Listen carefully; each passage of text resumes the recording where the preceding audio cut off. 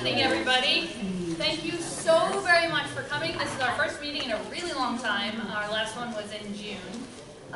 We were tossing around having one in September and then October, but then we didn't want to take away any time from the opportunities for our neighbors to get to any of the candidate nights.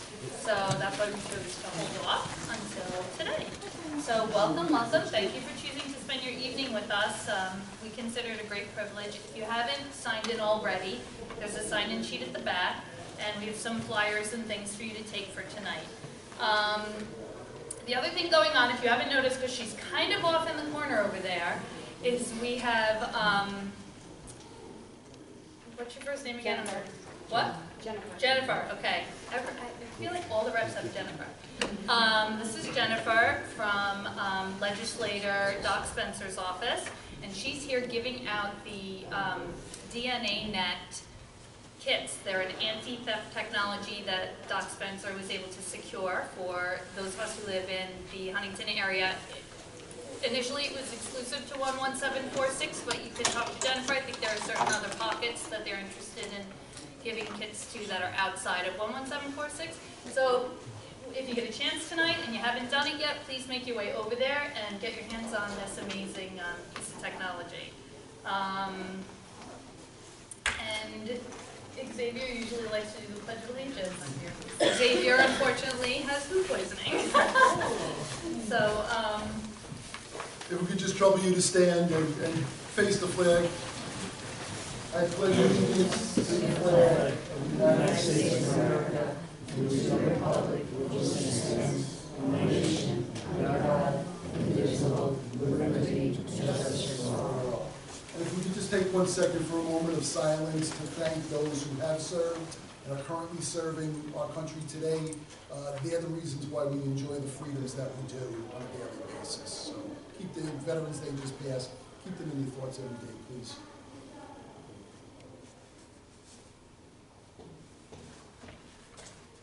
Thank you. As June said, welcome, taking the time to come this evening. We really appreciate it. Everyone's got a busy schedule. The holidays will be upon us before we blink an eye. So we really appreciate you coming, and we juggle our schedules to do the same and to try to be like you. June Margolin is our president. Laura Palacios is a board member, director, and myself as the secretary for Huntington Matters. We have a lot of people that couldn't be here that are on the board. We're 100% volunteer, 100% no-charge membership type organization. We're just here to try to facilitate better things for our neighborhood, safety for all. So we don't have any hidden agenda, political or otherwise. We're trying to unite residents as one voice to build a safe and healthy community. And that's all we're trying to do with 2 legs and 2 arms and 10 fingers. So it's with the rest of life. But we appreciate your help and your concern. Anything you can give. absolutely. Okay, so right after Election Day, Rob here sent out an email to all of our local officials and inviting them very eloquently, actually, to attend this evening. And it wasn't until yesterday that we realized that nobody got it. So we had a case of technology gremlins plaguing that attempt. On our end, it showed that it was sent, but unfortunately, none of the officials received it. So yesterday at 3 o'clock on my way home from work, I'm on my cell phone scrambling before 4 when everybody goes home, trying to get invitations in. So unfortunately, quite a few could not make it this evening, but I did want to acknowledge those that are here that were able to pull it together in a very short period of time. So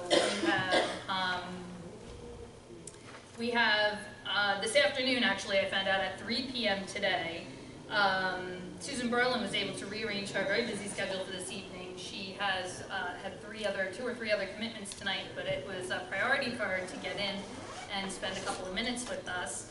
She can be here till about 7:30, 7:45, so we're going to try and push some things through so we get an opportunity for her to answer some of your questions. We also have Joanne from Gene Cook's office with a broken foot, so we're not going to make her stand. She can just raise her hand. Yay, thank you. And then we have Sharon from Legislator Damaro's office. And if you want to just make a brief announcement announcement. I know you had a... Yes, we have actually, hi, good evening, everyone. Just want to let you know, we have underway right now a clothing drive for homeless and needy children. Winter clothing drive. We're looking for gently used coats and sweaters, and also if you have blankets. I know kids grow so fast, so they probably are pretty much all gently used. You can drop them off at our office at 130 West Jericho Turnpike. We're 3 doors down from the Fireside Deli, and it's between now and December 8th. So, you know, it's a chance to clean out your closets and help some needy and homeless children. What we'll do is, if you left your email address in the sign-in sheets when we do our email to recap tonight, we'll definitely include that information as well. That would be great. Thank you. Absolutely, absolutely. And let's just take a second to congratulate all of those that were able to get reelected, and it's wonderful, and thank you for that hard work, because a lot of work into taking that on. I know I wouldn't do it personally. Okay, so I wanted to just take a second, actually, because Susan has to leave pretty quick, to give her an opportunity to come on up and address everybody. And maybe if you wanted to share some ideas about new projects or things you have like in the works for the coming year or a couple of years, some ideas you might have that we may not have heard already. That would be great. Okay. Thank you. Good evening, everybody. I'm Susan Berland. Certainly not prepared for a speech tonight, but I rearranged my schedule because I wanted to make sure that I was here tonight to, you know, go forward with the new 4 years and make myself available to answer your questions in terms of, you know, new things that I do want to continue working on the blight legislation.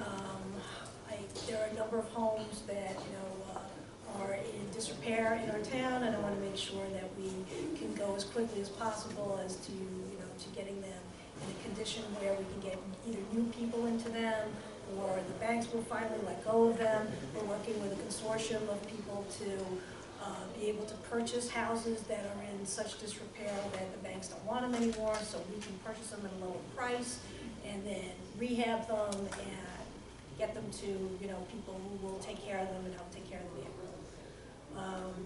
You know, I see, you know, you have a handout from Huntington Community First Aid Squad. There's you know, I met with, you know, the attorneys from the First Aid Squad and representatives from the First Aid Squad, and, you know, this is something that needs to be dealt with and needs to be addressed. And, you know, we had our communications, and, you know, I gave my 2 cents to the supervisor, and, you know, we're looking to see if we can rectify what might be a miscommunication and might not. We're being filmed, so I have to be very careful of what I say or don't say. So let's just leave it as, you know, on it, and you know, always a supporter of the volunteers of the First Aid Squad. So, Excellent. but take some questions. I do have to be. One of the ex-chiefs from Greenwood Fire Department passed away. There's a fire medic service at 8 o'clock at Jacobson's. I'm the person from the town who attends the fire chiefs meeting. For those of you who don't know, that every month all the fire chiefs meet and they, you know, talk about issues that affect all the fire departments and the community first aid squad in the town. And I'm the representative that goes to all those meetings. So as part of that, I think it's my duty and responsibility to be there whenever there's a fire medic service for anyone who, you know, has given their time to serve us when, you know, when they pass. It's the least we can do to have a representative from the town there for them. So I do that. So that's where I'm going. And I have a new legislative aide, Megan Lavery, who worked for me years ago, is now back in my employ. So yeah, it's a lovely turn of events. Things go full circle. When Megan was 16, she worked for me when she was in high school, and then all through college in the summers. And you know, she went off to the city for a little while, and she's back, you know, Long Island, was looking for a job, and was looking for a legislative aide. So there you go. So it's like one of my kids coming home. So when I'm here with my son Alex, I can embarrass him. That's kid 2 out of 4, and so there we go. How's that? Thank you. I have a quick question. Do you have a, does the town already have a list of like foreclosed properties or like zombie homes? Do you already have one of access to that information? Yeah, there is a list that the consortium was put together, and basically it's not through the town. There are some realtors who are on the committee, and they have access to information that we don't necessarily have. Plus, there's Judge Hendricks has a special foreclosure part there. So we have somebody from the town attorney's office who is in contact with Judge Hendricks' part to try to get that information. And we're coordinating between the houses that he has on his docket. Because what ends up happening is if you think a house is abandoned, and then suddenly it's not, it can be on the foreclosure list, it can be all ready to go through the process. Go through the process and then find out that somebody is in the house, and that stops it, in its tracks. So, we're working with the Judge Hendricks part to coordinate all these. Okay, great. I was asking because if you, it would be helpful, we could put something on Nice Matters asking if anybody has these homes in their neighborhood. I know I have one on my street that we could maybe compile our own list of what the residents have near them, but it sounds like this is pretty comprehensive already. It should be a combination of what the court has and what, and what the realtors have. Okay, great. But if anybody, I encourage anybody to contact me, all the time if there's a house on your block. Okay. Because the way that the house gets on the blight list in the first place is 9 out of 10 times by the neighbor calling us and letting us know. Because there's a lot of houses in town of Huntington, there's a lot of area to cover, and we don't necessarily know about a particular house. But if you let us know, then I send public safety out there, they do an investigation, and if it yields 100 points, then it goes on the blight list. And then we can either work with the owner on the restoration agreement, or if the owner has thrown their hands up and the banks, then we get them on in court and the blight, and that's when we can try to take that home. Excellent, good to know. One of my streets been set fire to twice. Let me know. If these come on the, auction block, so to speak, is there a list that you can sign up for are there guidelines, are there? You have to put it in the newspaper. Emergency foreclosures, or how's that part? The town doesn't deal with the foreclosure aspect like that. I mean, because banks have them, there are lists in the county. Maybe Karen can talk a little bit more to that, because I know there's county lists that come out, and there are court lists that come out. There are companies that actually, that's their job, to put out the foreclosure things, like you have to actually pay for those lists. But, I don't know more than that, but if you want to give me a call, I can make some inquiries and see what I can come up with. Can we back up a minute? You said you have a meeting with the fire department every month or every couple of months? Yeah, once a month. The last You don't Monday meet of the with month. the first aid squad at all, just the fire department? No, the first aid squad goes. Oh, so there was a miscommunication and nothing was rectified before this, right? You said there was a miscommunication, I missed part of that. With the first aid squad? All right, I don't think I said miscommunication. Nothing wrong, and then you're looking into it? I missed something there, okay. No, what I said was I welcome the members of the first aid squad who I know that are here, and they handed out. The question was what new things are happening in the town. So the information that was handed out about this circumstance with the first aid squad and their budget. And I said I met with the attorney from the first aid squad and the representatives here, and that, we are going to work through that and see, I'm being filmed, so it's really not appropriate for me to delve any further than that. But I certainly, I don't believe I used the word miscommunication. If I did, I take it back. Oh, maybe I... Well, perhaps you could tell us what the council is thinking, or Mr. Patron, with replacing a service that's been ongoing for 40-some-odd years with a paid service. Well, I wouldn't be presumptuous to put my words in Mr. Patron's mouth or speak for him. I will tell you that that Comac ambulance is now going to a paid system. And time will tell whether that it turns out to be a good decision for them or a bad decision for them. But they're going to a payer system. So it's one of the, suggestions and recommendations. There was an analysis done of the first aid squad. Things that can go better, things that are going fine. And, that's just one of the issues, whether it should be a payer system or not. Same question. We used to do that to people who were down by Walworth Tire, and the ambulance had to pick them up, and they have no insurance, no nothing. They're there 3-4 times a week.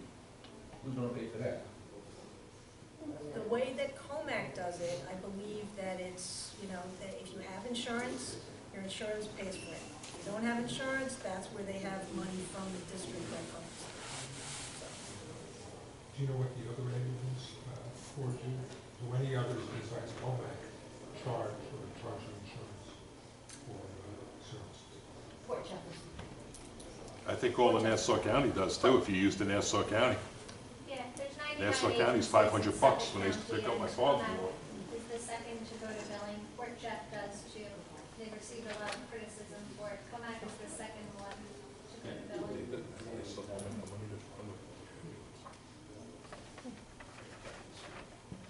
Any other questions? Hi, Ms. Berland, is that committee with the realtors, with the foreclosure list, is that open to the public?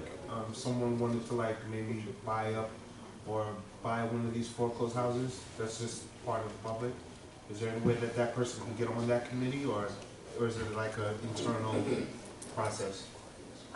It's not, I mean, it's not a closed, it's a volunteer, it's not Oh, a closed committee. okay, okay. But it's certainly not meant for the purpose of somebody coming in and buying up all the houses. Okay. You see, kind of like trying to avoid that. You're trying to avoid You know, that, I okay. mean, Okay. you know, it's nice if you want to have your house and maybe a vacation home. Right. But I kind of would like to stay away from the person who decides to buy all the houses up Gotcha. and then have any new business. Gotcha, I gotcha. think that's a great question though, because I think that, you know, in a lot of our meetings, a lot of people who are sick and tired of seeing those houses on their streets, who may want to make an investment or may have a friend or a family member that may want to make an investment, rather than maybe keeping those lists private, maybe perhaps making them public, so that way if somebody wants to purchase rehab, because I think that that would be a way to beautify the station, rather than stopping people from getting information, getting possible information to purchase. I'm talking to a few Well, veterans I don't groups. think, we're not, I don't think we're it's you, I'm not, just saying, I think Yeah. it is a great idea. I think that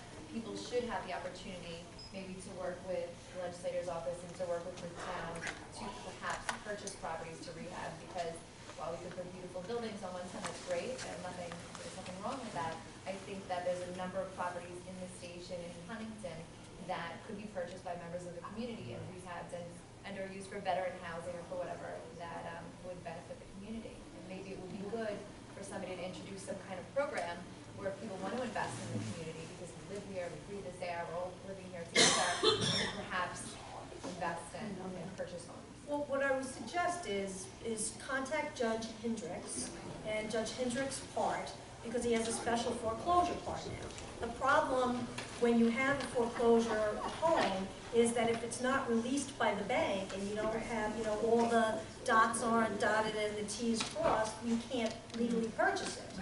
And that's why it's unfortunate that these houses linger for a long period of time.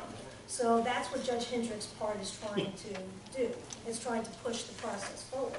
And, you know, he may, you know, I would think his law secretary would give you the same information that they gave the town attorney. I don't see why not. I don't, you know, I Would don't know if there's veterans some have a proprietary. preference? Well, we don't own the houses. The town doesn't own them. You know, I think Steve Israel had a press conference last week, I believe, with, I think Tracy was there, Steve Stern was there. I didn't find out about it until after, so I wasn't there. But it happened at Carriage Court, Fort Carriage Court, which is the first house that started the whole blight legislation, because I used to be a bus driver for Park Shore Daycare. And I was driving the kids, and Carriage Court was on my route. And all the parents, when I picked them up, they knew I was a council person, and they would complain about the house that was across the street from the kids I was picking up. And it was dilapidated, and they said there was drug dealing. So that house has been there for a while. And finally, it caught fire, and there's a demolition permit. It's supposed to be demolished. So the congressman and Steve Stern had this press conference there to try to say that they want to get these foreclosure properties and give them, you know, first preference to veterans to be able to come in. And, you know, it's a lot of red tape. It's a lot of red tape because you have to get a bank who's willing to say, okay, you know, I don't want the house anymore. You know, I'm going to take a loss, or, you know, I'm not going to take anything. And I'm going to, out of the goodness of my heart, you know, hand this over to you to administer the program to give to veterans, which, you know, hopefully can happen. I think that's what the congressman has in mind. I think it's a great idea. Isn't that house in Diggs Hills? It is in Dixon, yes. Karen from Legislator tomorrow wanted to chime in on this I just topic. wanted to say that, you know, we, county, when they take the property, they do have the auctions. They just had one, I think they just had two in October. I will send, when they come through, I'll send the list to Eugene. Excellent. And then you can, you know, distribute them. You know, they're throughout the county, but there are, you know, it was actually a nice one up in Coastal Harbor. Well, hey, sounds good. But I will send you the list when they come through, so you can Excellent. let them know. But is there still a preference for veterans at all? They're auction, they're both on the auction block, so anybody can bid on them. I know, I'm dealing with a couple of people that own veterans housing, there's one being built, as we know. The problem with the red tape is, as Ms. Berland said, is the banks. The banks are a horror with the red tape, because I know bankers, and I've spoken to bankers. And one of the biggest holders around in Huntington Station, I even spoke to somebody from Wells Fargo in Chase, and it's the amount of red tape because of the liens. They have to, that the liens are the problem because everybody owns a piece of that house and they want their money. So when it gets blighted, then they wait for the people to file bankruptcy. It's a long, long thing. And what's happening is people are abandoning these houses and they can't find them. Or you have people living, They squatting can't for find them. years. Yeah. And then and now you have the squatters moving in, and that's the only thing that might motivate these banks to, and everybody involved to loosen up the tape because of the squatters. There's one right in Huntington Station right now, squatted Sometimes house. the squatters actually stop the process. That's right. totally That's because exactly it's what no I'm longer saying. an abandoned property. But that's what- So that, you know, so the banks say, it's not abandoned, so we're not going to go forward. So it cuts both ways. And the banks just are starting to wonder, saying maybe we better get out from under this because in the end, they're gonna be responsible for that property. Well, that's where I think the congressman's getting involved and looking at it from a federal aspect. Excellent, excellent. Is there still a grant available for first home-time buyers? I know there was a while ago where they matched the down payment for first-time home buyers. There was, well, I know there was through the county, and then there also was the town's affordable housing trust fund. Right. Had done Is that that. I still wonder, available? well, that money was spent originally. I mean, there is money in the affordable housing trust fund, but as far as I believe right now, there's no program specifically for that. I wanted to have a program for that when we were doing the Ruin Road, when it would have been ownership. Limited equity, you can't do that. But if it was ownership, that's what I was hoping for, but that didn't happen. Although despite, I did vote for, but it counted. Jennifer? I think the county does have one. It's a grant program for maybe up to $12,000. Okay. I think the application is due November 30th. Yeah. I can send you that information if you'd like to distribute it. Absolutely. I'd be happy to do that. Yes, the county has one. Thank you so much. Anything else? Appreciate it. That was really great. Thank you so Okay, much my for your pleasure. information.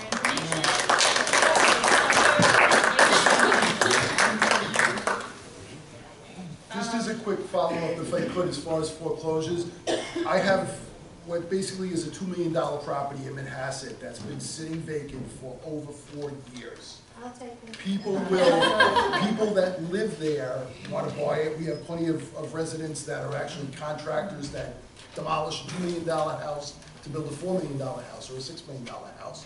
The banks, because it's private property, it's kind of sequestered.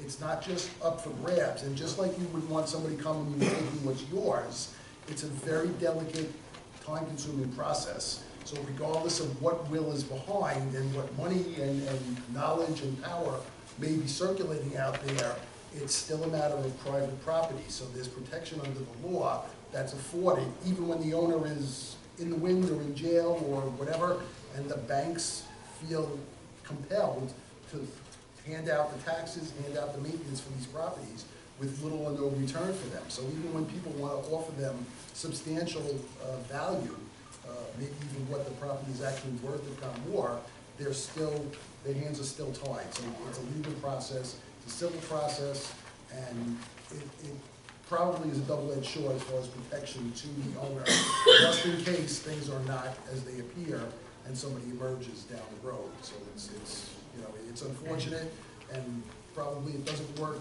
for the owner's benefit, maybe 1 in a million times, but the banks feel that they're compelled to protect themselves, even if it's costly. So it's not just here, it's everywhere. Prior to the housing bubble bursting, I came from the financial field. In Chase, we used to put clients in touch with the foreclosure department, and they would tell you what their latest pens is, because they would look to say, you know what, somebody wants to buy it, help the person get out of foreclosure. Once the bubble burst, unfortunately, it became an issue because, you know, the government cracked down because there was a lot of issues going around with furlough signing and stuff like that, and it became very difficult, and the process became even longer to protect the homeowner in case there was a problem. So I've been away from it, but some savings banks still may give you a list. Most of the big commercial banks won't, because they're the ones who got in the most amount of trouble. Right. Thank you. I think that if you can provide us with that list, and that actually brings me to our next topic, which is housekeeping for tonight. And make sure your name and your email address is on the sign-in sheet, because we will provide, and obviously if you're a member of the Facebook page, we'll provide all this information to you, and information as we get it on an ongoing basis. So, but this is clearly a problem that we're seeing. As Jim had mentioned, there are multiple liens. It could be originally from a primary mortgage, and then somebody took out a home equity line of credit, and then maybe refinanced, and they never picked that up. So in some cases, you may have 2 or 3 liens, and it's impossible to find them unless you're dealing with a title company, running title reports. So while it's a great idea to do an investment, there's a lot of homework that needs to be done, but I think that it's a great first step, because I think that if we want to change Huntington Station and the surrounding areas, then we may just have to do it ourselves. Pick up a house here, pick up a house there, rehab it, and then if it's for the purpose of paying it off over time, making it a retirement or a type of investment for yourself, and or flipping it, I don't maybe suggest that, but having something to create a supplement for retirement or Social Security, it's a great thing. What? Good.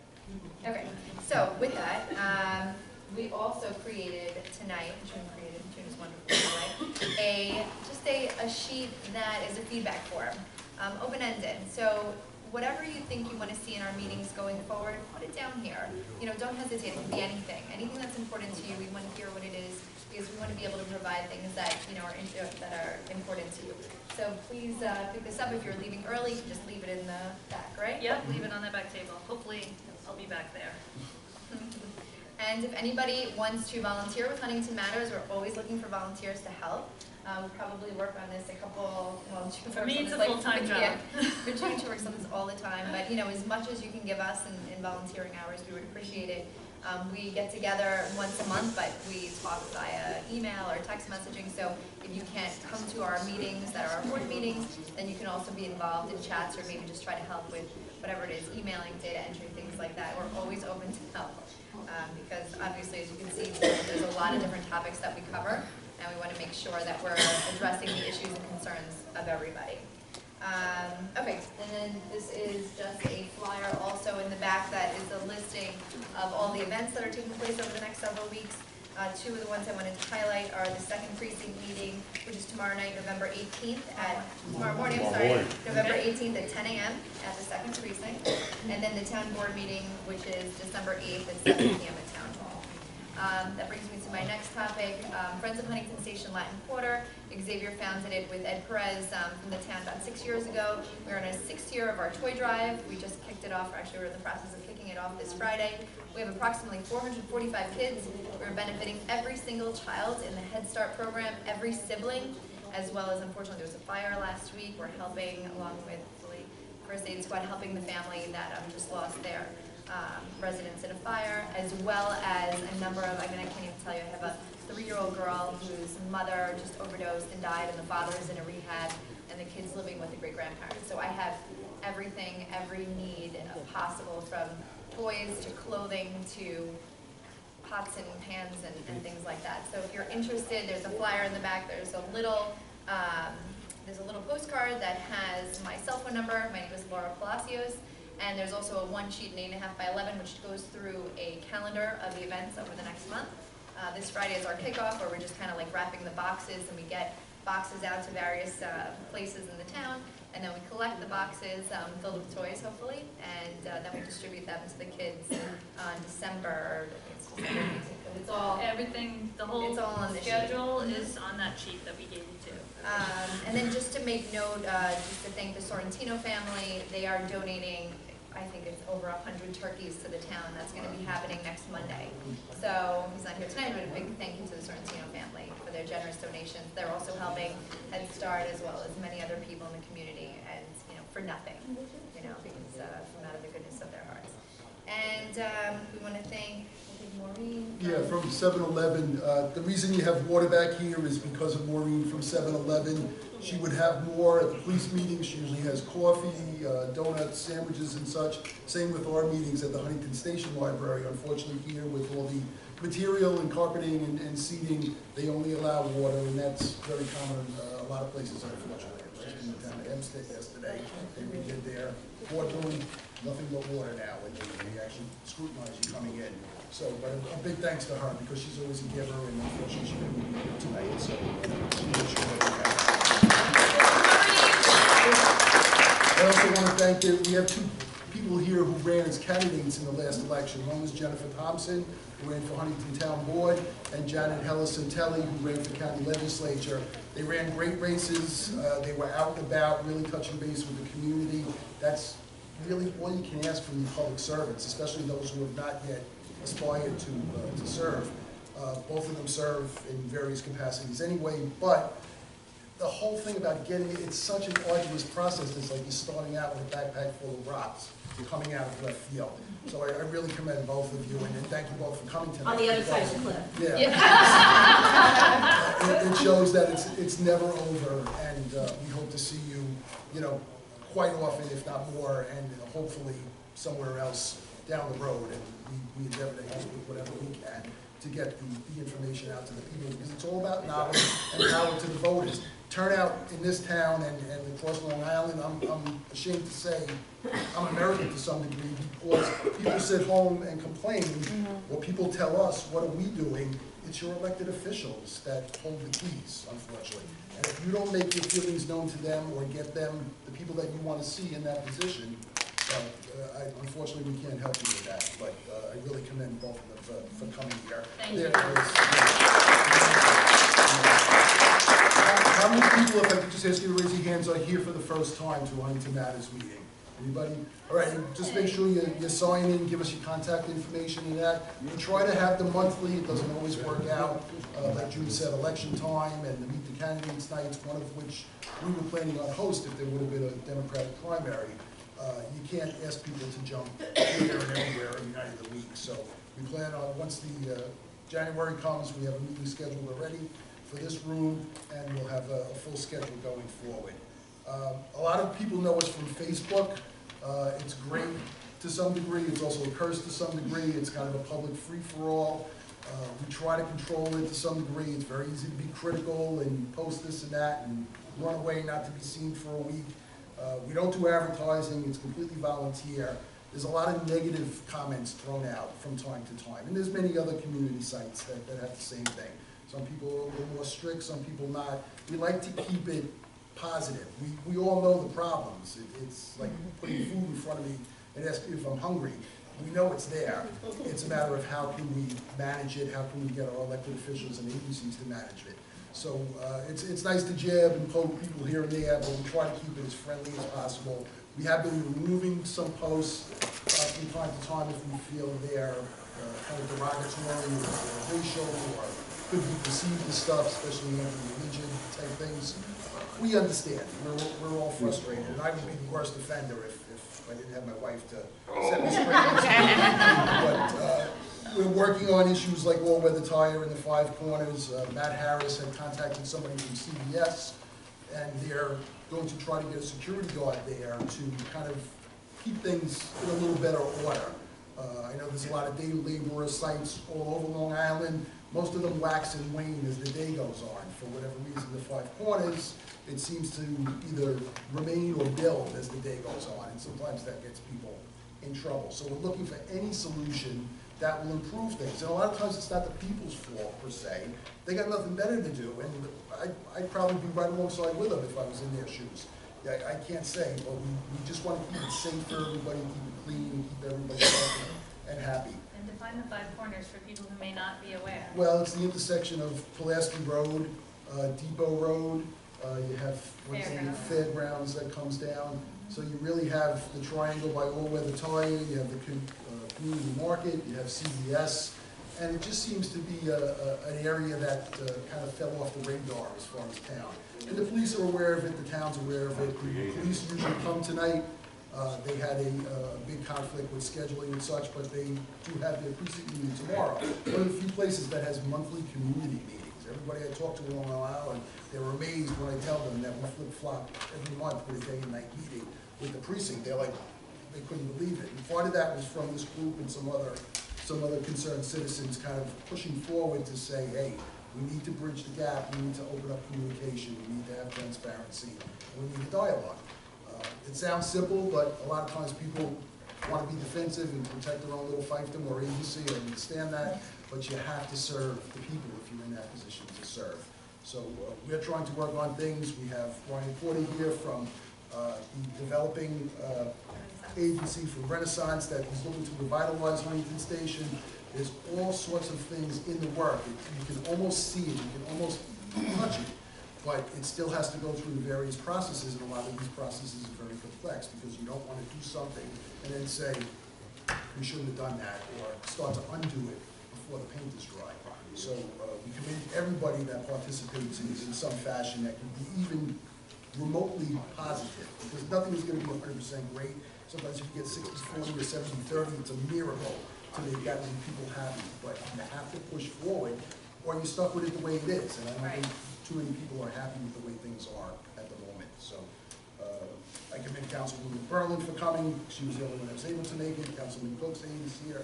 Joanne. We're just trying to all work together to further the cause.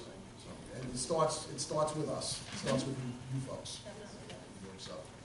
I wasn't actually, it's not on the agenda, but I don't know if you guys have noticed that new business took over Conti's Burger Haven on Pulaski.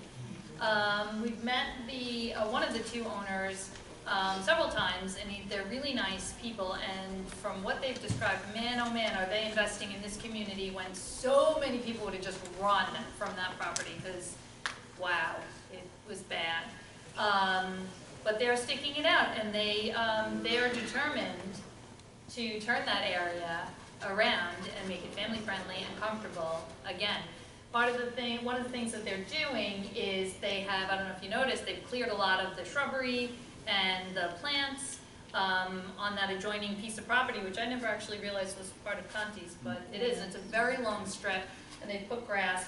They have quite a few remaining stumps left, and they have some more big trees that need to come down. And I did kind of say to him, like, wow, thank you for doing this. I mean, they are doing more. They wanted to invest in a walkway on their property that connects 6th to Pulaski, so that the families don't have to, they actually already walk through there, but at night it's dark, and so their moms with little kids, and he wanted to try and make something lighted and safer for them. So that's one of the ideas that he has, which he doesn't have to do. So this just gives you an idea of the heart that this man has. I asked him how we could help, and he said if anybody knows anyone with like a tree company that might want to donate equipment or some time just to help them with the huge expense of getting rid of those remaining stumps and trees, he would greatly appreciate it. He was telling me the heroin needles that he found, that it was obviously a place for people to, you know, hide and do the things we don't want being done. Jennifer? When do they anticipate opening? He didn't give me a date. Yeah, I know that I saw the equipment moved in from his pod in his driveway he was talking about. He moved his pizza equipment in there. So it's probably very soon, I would think. Maybe next month's meeting could be there. I would love that. Yeah, we definitely want to support him, absolutely. So, so if any of you know anyone who you think might be interested in kind of a big thank you saying back to them, with some volunteer tree help, that would be great. So we're gonna put that on Facebook too. All right, the next thing that we wanted to discuss, a little more sobering, unfortunately, but something we live with regularly. And it is the violence and the crime in our community. So at the last second precinct meeting that we had, actually backing up, scratch that, that's after this. Okay, everybody know about 7 Tippin Drive? Everybody knows the story about 7 Tippin Drive? Okay, brief recap. It's a property on Tippin Drive that is owned by someone who invests in property and rents them out, multiple properties all over town. I'm trying here, guys. Trying. This is our. No, right. So it's pretty much. And what apparently has happened over the years is that because of a lack of screening tenants and a lack of inspections in the property, there have been these basically criminal enterprises budding from them. So it's not just that one house, there's also another house on the street that causes quite a bit of problems. But unfortunately, and this is kind of why we're here, to point this out to you, try and follow this. The people who live there was a family, okay, mom and some kids. I think she was a single mom. The older son is in prison. They started a gang, by the way, on that street out of that house, called the Tip Top Boys. So the older son, the older son, I think, and I don't know him personally, just so you know, I'm sure some people in the room might. The older son's in prison for some criminal behavior. I think there's multiple children. So the other son, his name is Sheldon Lieutenant, is the one who shot Officer Mark Collins in the neck in March, okay? The mom had passed away several years ago, and she had kind of a certificate, like, yeah, I don't want to, so like she's deceased, so we can say that. So she was part of the voucher program, Section 8 voucher program, she had her voucher, and basically she died, and they were all still living there, and all this was going on, and it became kind of like this huge escalating thing. So, great news, 7 Tippin Drive, last week I got the call, has been evacuated. All of the residents were evicted. It was honestly a concerted, you know, it's interesting because it seems like all the agencies that kind of let it go and let it get out of control in the 11th hour, because of all of you, work together to push this up to a federal level for what I can only assume would be some kind of violation to the Section 8 program. And that was the grounds that the sheriff was able to evict all the tenants. So we did get I heard through public safety that there was a verbal commitment by the homeowner that he was going to fully rehab the house. And we're going to start over, hopefully, with a clean slate. So that is great news. But look at that chain, and that went on for decades. The problems out of that house, and there's another house owned by the same guy on the same street with similar problems, and I think that there's something going on there too. But we don't, meaning efforts to clean it up. So just thank all of you guys. So now the other thing we need to discuss is the 3 teens that were arrested at the end of last month. There was a 17-year-old and 2 14-year-olds. And they were arrested for a burglary on 25th, I think that was 23rd or 25th. They were caught in someone's backyard. The woman actually posted on Huntington Matters that she came out of her, Somebody's crashing. yeah, she came out to have a cup of coffee on a nice day, works from home, and was like, hi. And there was a kid crouched down in her bushes. So ends up, they found his 2 other people, and the 17-year-old, once they were caught, basically flipped and confessed to them doing a ton of burglaries since May, the 3 of them, right? Since the prior May. Now this is the end of September that they were caught. Yeah, he also gave up one of the 14-year-olds as the gunman. Just wrap your head around that for a second. Who here has a 14-year-old? Okay. A gunman who shot someone through the leg in Greenlawn over the summer. Do you remember that? Yeah. Someone got shot in the leg? 14-year-old child. Okay? So, I don't know. I didn't get here like the smoothest way. Let's just say I dabbled in my teen years as well. You push your limits, you test your boundaries here and there. I can only imagine how different that boy's life would have been if we had, honestly, that DNAnet technology in place already. Because when he started doing little crimes here, so to explain the DNAnet quickly, what it is it's this. Yeah, here it is.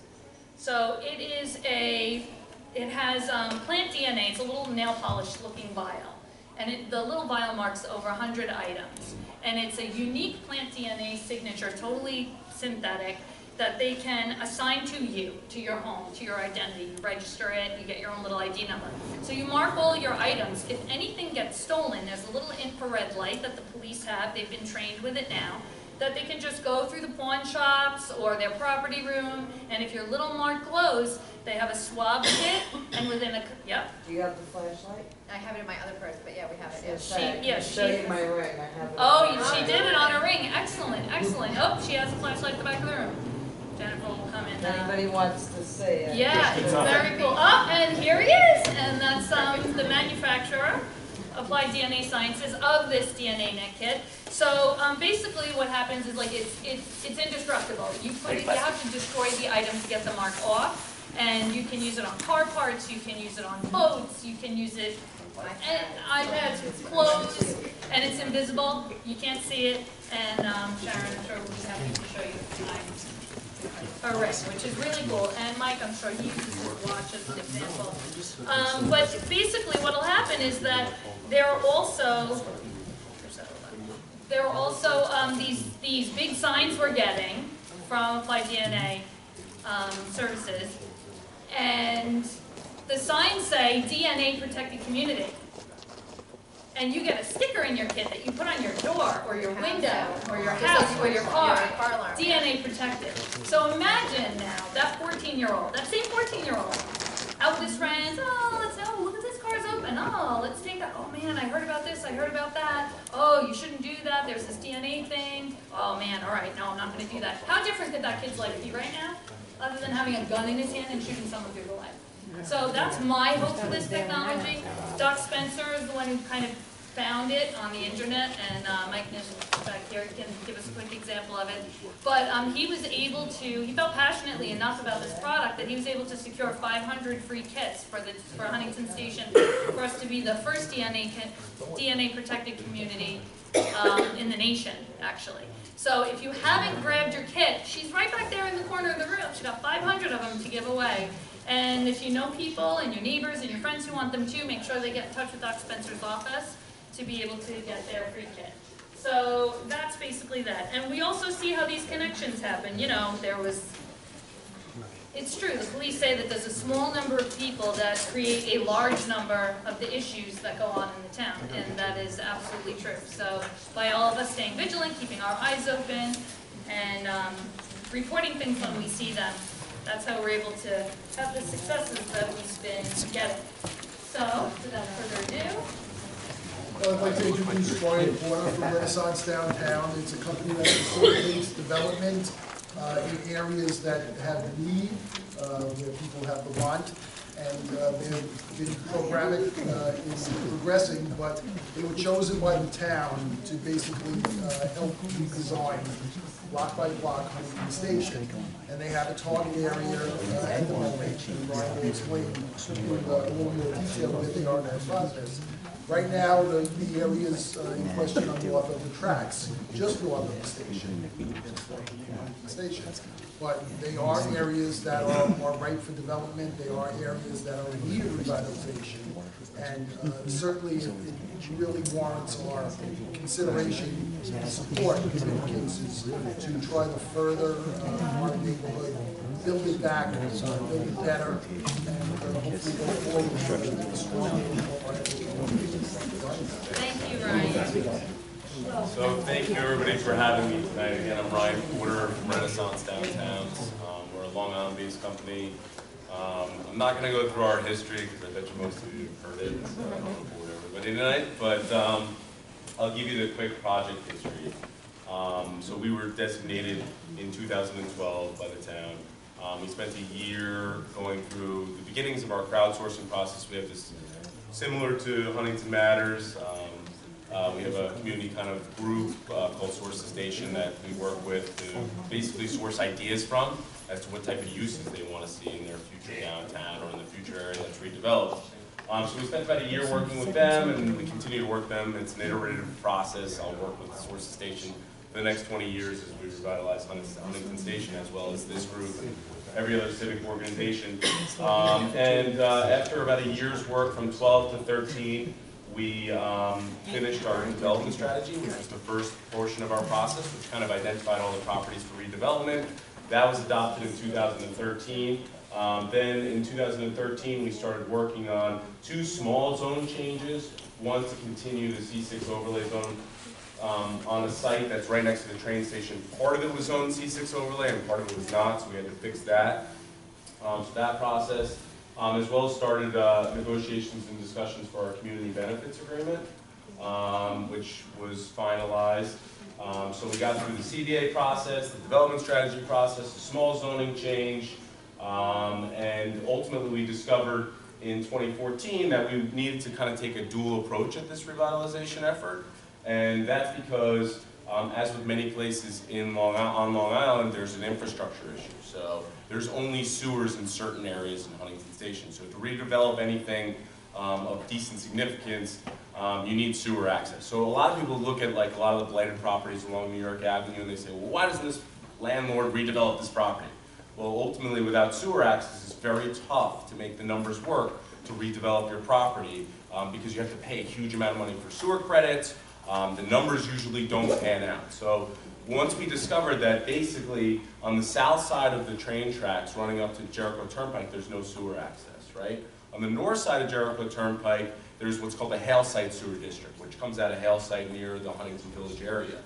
So that sewer plant serves basically up to the train tracks along 110 and a little bit to the east and west of that. So we basically made a decision, you know, in talking to the community and talking to the town in 2014 that we were going to kind of take a dual tact. We were going to work with the county and the town on getting sewers to the non-sewered areas while we kind of brought projects forward on the sewered areas, because most people I've talked to over the last 3 or 4 years have said to me, we've been waiting 40 years for revitalization, we don't want to wait another 40 years, and this sewer effort takes a long time. I mean, bringing new sewer systems is not a quick process. So what we did was we started looking, what are the kind of more immediate opportunities, as was mentioned, that we can kind of tackle and approach right now. And this map kind of shows you that. So this is, just to orient you, this is New York Avenue. So this is kind of turned upside down, meaning that north is this way, south is this way, west is up, and east is down. So this is where the train station is right here. So on New York Avenue, once you go under the train tracks, we're going towards the village, is this direction, right? And there's these large parking lots in the area, and there's some vacant properties in and around here. And what we've done is that we've come up with a plan where we're going to develop a couple of different projects that were just approved in what's called the New York Seeker process, which is this large environmental review process, which can take upwards of 3 to 4 years. We got it done in 1 year. So, and that's because we've been working with the community and the town. We really kind of pushed it forward, and it's been a very, very arduous but very quick process for development. Development takes forever. People get impatient. I totally understand that. If you look at a place like Wyandanch or you know, other areas on Long Island, Patchogue, it took 7 years, 10 years for projects to get in the ground. We're going to get in the ground on this project in 4 years. So that's, you know, a really good feat that's come about. So, you know, on these sites, there are a couple of approvals and projects that we're moving forward with, and I can talk in more detail afterwards if folks want to get into it in more detail. But basically, across from the LIR train station, next to the First Aid Squad building, there's a large commuter parking lot. And what we've had to do is we have to replace all the commuter parking. Obviously, we can't tell people who park there for commuters, hey, you know, too bad, you got nowhere to park. So we came up with basically redesign of all the existing parking lots to make them more efficient. So all the parking lots on the other side of the tracks and some of the other parking lots were extremely inefficiently designed. So the space, the stall sizes are all random and different. The aisle widths are random and different. Nothing was designed efficiently or properly, so we were able to pick up a ton of parking spaces by redesigning it so that before we start construction on anything, we have to actually build all that new parking and fix all that parking, and then we start construction. We've had a lot of meetings with the First Aid Squad over the last couple of years. And we've worked very closely with them on a plan for them to be able to utilize the parking on this site still for their events, because we probably spent 6 months just analyzing every event that you folks have. I know every event, how many people come. We have this spreadsheet that's 6 pages long about it, just to figure out, optimize how much parking is needed and how we can share and work together. We had to figure out all those parking issues which we have. And then we came up with designs for certain projects that were consistent with some of the ideas that came up on the site over the time that we've been working. And basically the projects are this. On that site one, we've got approvals for a 140-key hotel. So we own, manage, developed a Marriott Residence Inn. I encourage you to come. It's in Plainview, right off the Old Country Road. It's a great product. We will probably partner with another hotel developer. We've been talking to Hilton and Hyatt, and we actually just talked to Choice Brands today, but I'm not in their stuff. Yeah. Well, they have this new Cambria product. Have you seen that? No, I haven't, but you can stay with the Marriotts and Hiltons. I Yes, frequent I them hear a it, lot. I hear it. So, And we own a Marriott, so we have a very good relationship with the Marriott flag. A lot of people look at this project and they say, well, why would anyone stay in Huntington Station? I don't get it. Why would you put a hotel there? Well, the reality is that if you're north of Jericho Turnpike, there really are no hotel opportunities. Every hotel that exists is on 110 down near the highways, and they're built specifically for those office buildings. We've talked to a lot of those companies down there, and a lot of the problems they have is they do business with people in the city.